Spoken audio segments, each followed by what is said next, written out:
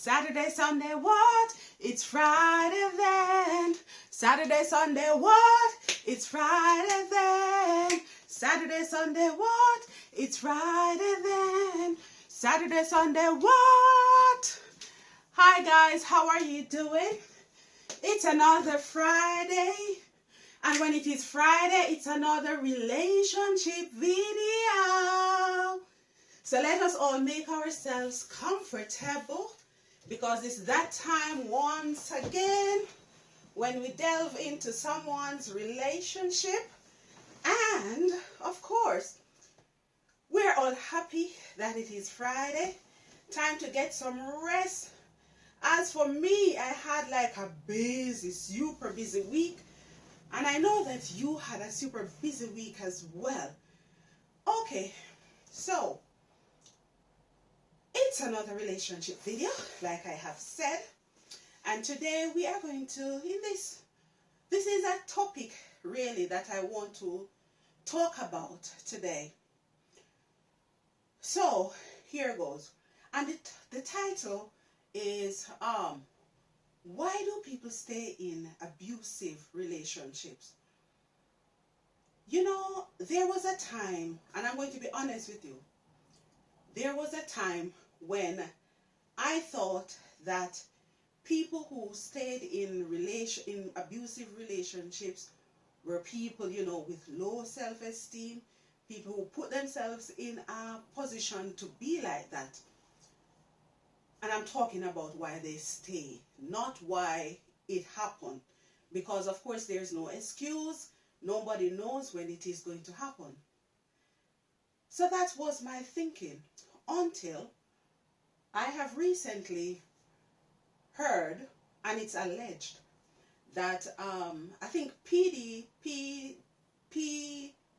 name was previously P Daddy, now he is Diddy, Sean Combs. Allegedly, his ex-girlfriend, Cassie, who is a singer, has taken out a lawsuit against him. And what he is suing him for is for years of abuse that she has suffered during their relationship. And she's talking about abuse to the extreme, even to the point where she spoke about, you know, grape, take off the G, because, you know, YouTube is not okay with that. And of course, quite recently as well, you know, the childhood sweetheart, Kiki Palmer. Yes, a lot of you will remember her from, I think, the movie Jump In, when she was a child. And more recently, she was in another movie, which is, I think it's True Jackson as well.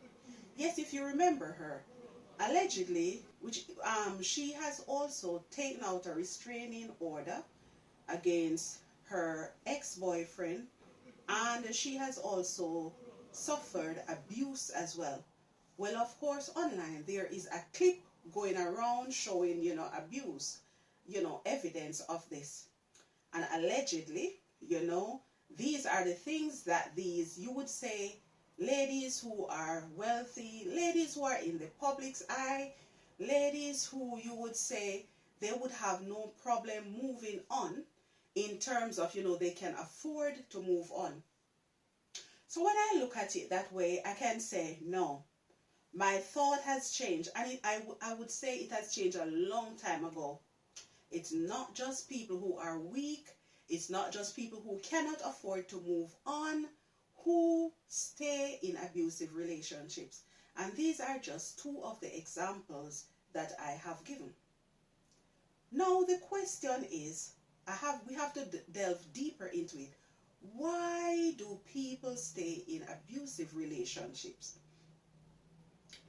Of course, I know that people will have their opinion, you know, as to why people would stay in a relationship that is not working. And then I realized that it is more serious than that. About a year to 2 years ago, I had reason to study, you know, narcissism. And I realized that, you know, for someone looking on, It is easy to say, it's easy for you to see all the red flags. But sometimes when you're in that situation, you don't recognize the red flags. Narcissism is of such that, abuse never just comes on full force.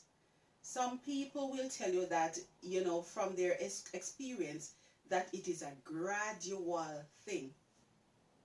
Sometimes because it is gradual, the victim does not even realize that they are being abused. Sometimes it starts from isolation, like isolating you from your family. Another time, it could be, okay, I don't like what you're wearing.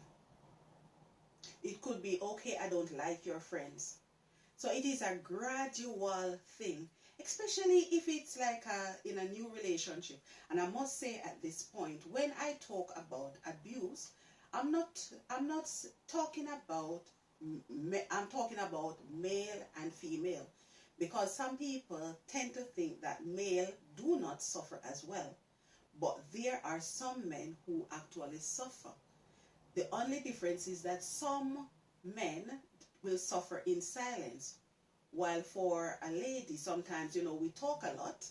It is said that ladies speak a lot, and you have to be fair as well. Most times, when you hear from the lady, it is when they are at the end, when they finally come out of it. But during the time when they are going through it, some people do not talk about it. So we have to look into it. Okay, why do people stay in abusive relationships? Yes, one of the reasons that I've said is that, look, some people don't even realize that they are being abused, because abuse is not just physical. Some people will say, okay, but I don't call it abuse because it's not physical. The person is not, physically hurting me. But abuse can be emotional, it can be mental. Abuse can be saying, look, I don't like what you're doing, you look a certain way. Why don't you do this instead of doing that?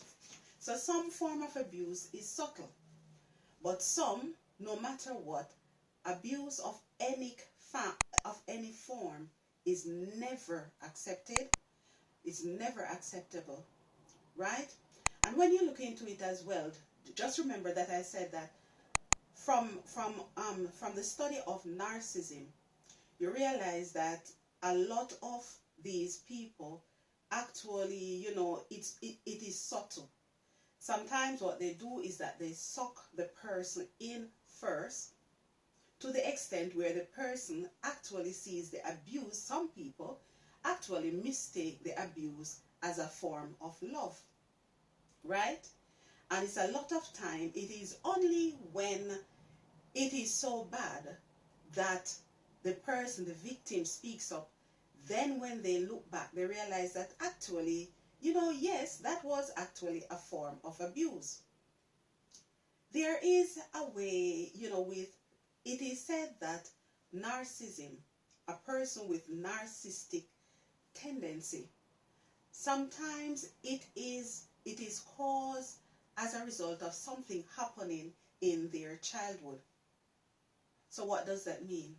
Sometimes the person does not even realize, or not just that they don't realize, it is that they are not willing to accept that they are doing something that is harming another person. You always hear the saying that hurt people actually turn around and hurt other people.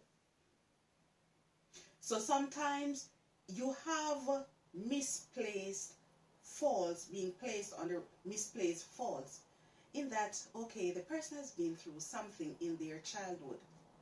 They are angry about it, but they never get angry at the person who actually caused the problem. Instead, what they do is that they take it out on other people. Now, it all depends on who you speak to. Some people will see the narcissistic person as a weak person. Yes, on the surface, you will think that they are strong because that's what they want you to believe. But when you look into it, they are weak. Weak to the extent, and when I say that they're weak, if you look into it, okay, so this person wants to, inflict harm on somebody else. That harm that they try to inflict comes in the form, it all boils down to control. So perhaps when they were growing up, they were not able to control the situation that has caused harm to them, that has caused, a certain amount of suffering to them. So now in their adulthood, in order to sort of, by all means, prevent certain things happening to them, what they do is that they try to control the people who are around them. And unfortunately, the person who will suffer will always be the person who is closest, nearest, and dearest.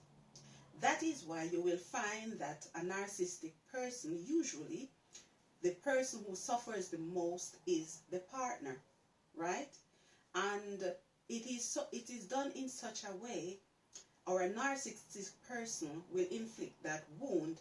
However, they do not want the public to be aware of it. So when you look at it that way, if you are doing something and you want to protect your self-image to the public, you are a weak person. Because, a lot of people will say, look, if you're doing the thing, if you are a nasty person, just be nasty to everybody. Just come out, let everybody know that you are nasty. This is who I am. But no, instead, the narcissistic person will inflict the wound, come down all the hard, they do the dirtiest of stuff to the people who are close to them. It is said that narcissistic people actually choose their victims as well, carefully.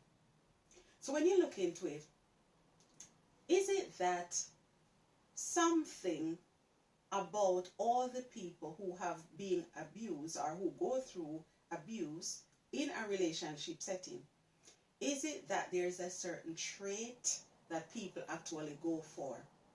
Or is it that, look, a nasty person is just a nasty person?